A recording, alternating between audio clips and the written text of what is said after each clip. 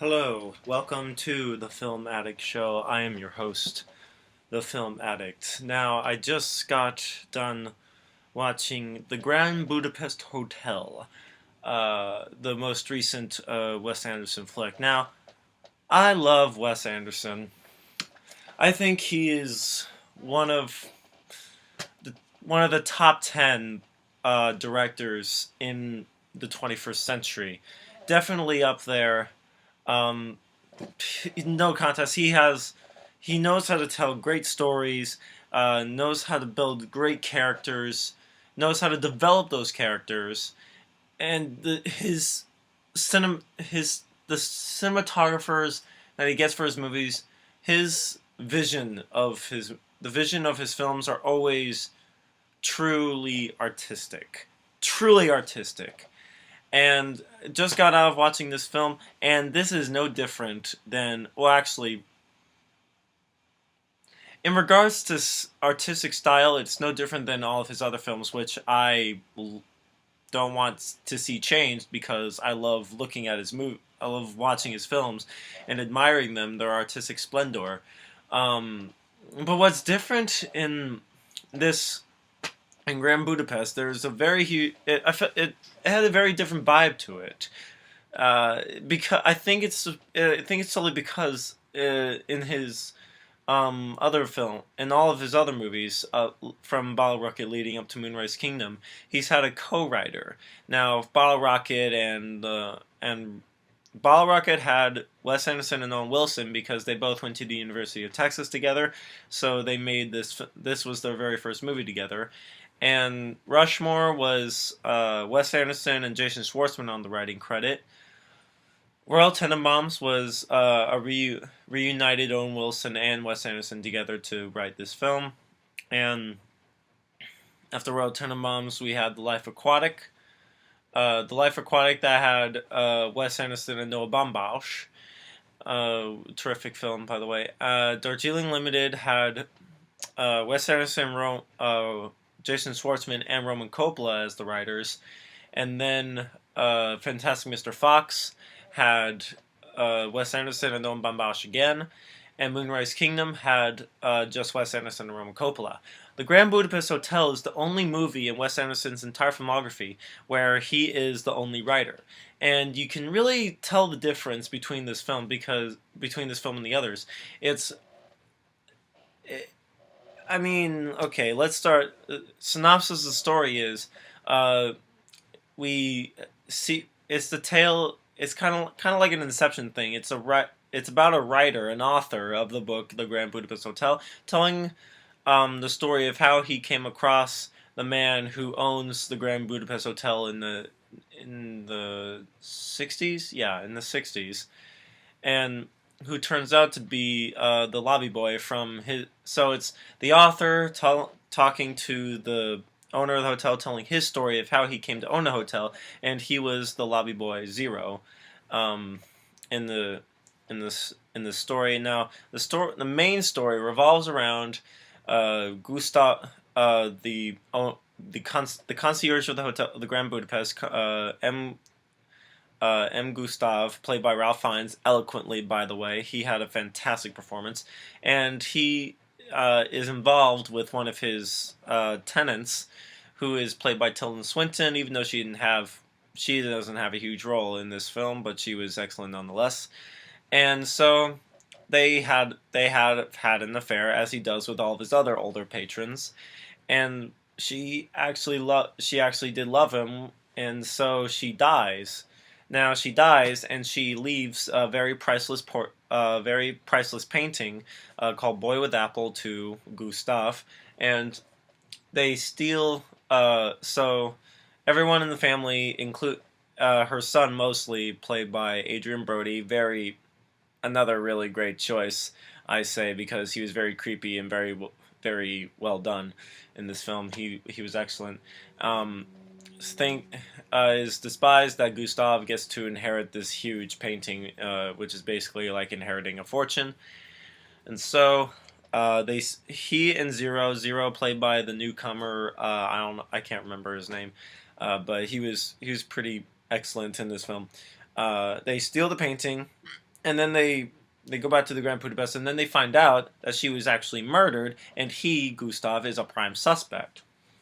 So he gets arrested, and then it's just the rest of the movie is a chase, to uh, you know, actual the perpetrators trying to elude themselves, and Gustav and Zero trying to clear Gustav's name and catch the real people responsible. Um, so the reason that this is a bit different is because it's a little bit It's more expansive than the other films. Whereas uh, Fantastic Mr. Fox, no, Moonrise Kingdom was the very first period piece, so to speak, of Wes Anderson's filmography. It takes place in the '60s. The Grand Budapest takes place over different time areas. We start in the '80s, then we work back to the '60s, then we work back into the '30s, and it's and also there's a little bit more violence in this film. Wes Anderson barely has any violence in his movies. Usually, a character gets like a punch in the face, but in this one, there's actually someone loses four fingers, and a bunch of police guards get stabbed to death. So it was very. I was very taken aback by that because I've watched every single Wes Anderson movie at least 5 times each, maybe more so. I'm a huge Wes Anderson fan, and I've never seen violence of this magnitude in his films. So it really made me go, "Whoa, what the hell?"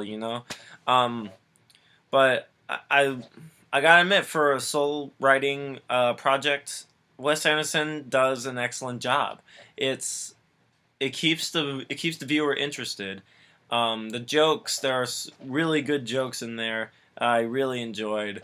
My One of my favorites is when Gustav is interviewing Zero for the lobby boy job, and he goes, he's all like writing down any uh, experiences, and he goes, and Zero's trying to explain, and then it just goes, oh, zero experience, school, okay, zero experience. So like everything that he's done is his name is literally everything that he's done is zero.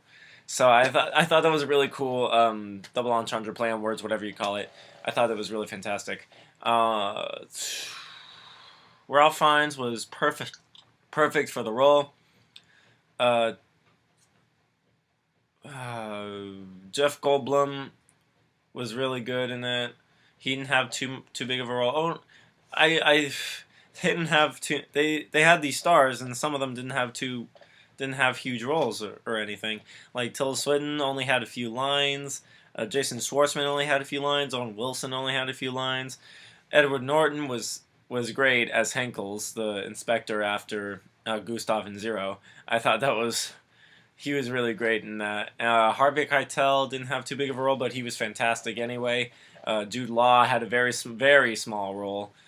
He plays the author who's interviewing the older Zero, and what else can I say about this movie? Cinematography, of course, by Robert Yeoman is beautiful. It is like a real work of art. It is truly mesmerizing to watch, to enjoy, to take in.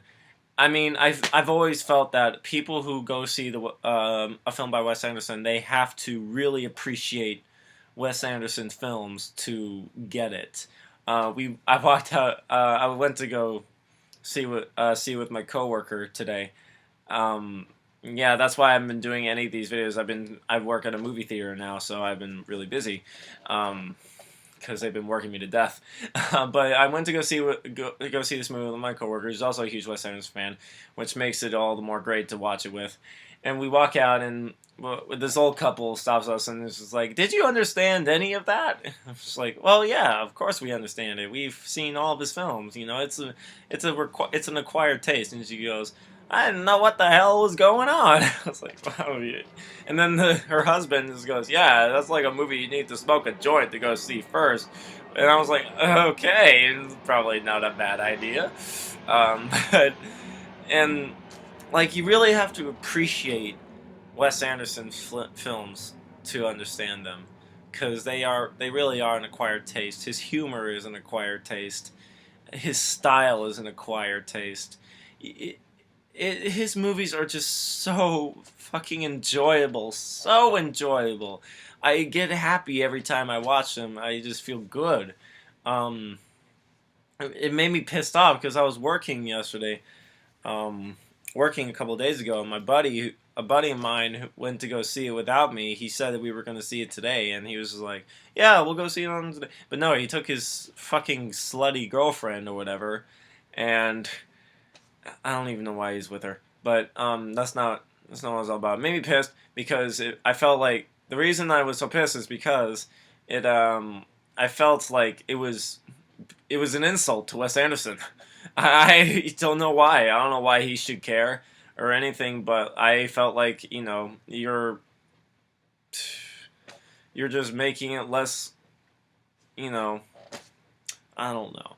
But Grand Budapest Hotel, fantastic film. It had everything. It had action, it had comedy, it had terrific acting. It had amazing dialogue back and forth. I love one of my favorite things about dialogue is when it's really good. It's it's really good when actors can like just just back and forth really fast, really quickly, get it all out, and it makes it more fast paced. I mean, Aaron Sorkin is a better example of this kind of writing. But Wes Anderson has been able to, he was always able to do great dialogue in his films. Um, such a I love it. Grand Budapest Hotel, beautiful movie. I will definitely go see it again. And for those of you who haven't seen it yet, you have to wait until the end of the credits. I mean, to me, it's a big deal because there's no like after credit sequence. It's only there's like at the end. I clean movie theaters after they're done, and I've seen the little Turkish dance, this little Turkish guy dancing or whatever. It's really funny, really cute. I don't know if you guys are. I don't know if anyone's into that except me. I always have to stay and watch that because I get a kick out of it. Um, but Wes Anderson's Grand Budapest Hotel, I'd say go see it. It is well worth your time and money. Although I didn't have to spend any money because I get movies for free, but um, definitely worth to go see it. You will not be disappointed, and if you don't get it, then if you don't want to see if you want to watch this movie but you don't want to get lost in it, you have to watch Wes Anderson's films before you do. Then I highly recommend you start off with the Royal Tenenbaums or to be even more current, watch Moonrise Kingdom because that one is just beautiful and fantastic as well. So, Grand Budapest Hotel, I loved it. I say go see it as soon as you can before it's gone. So, that was the film Addict. Until next time.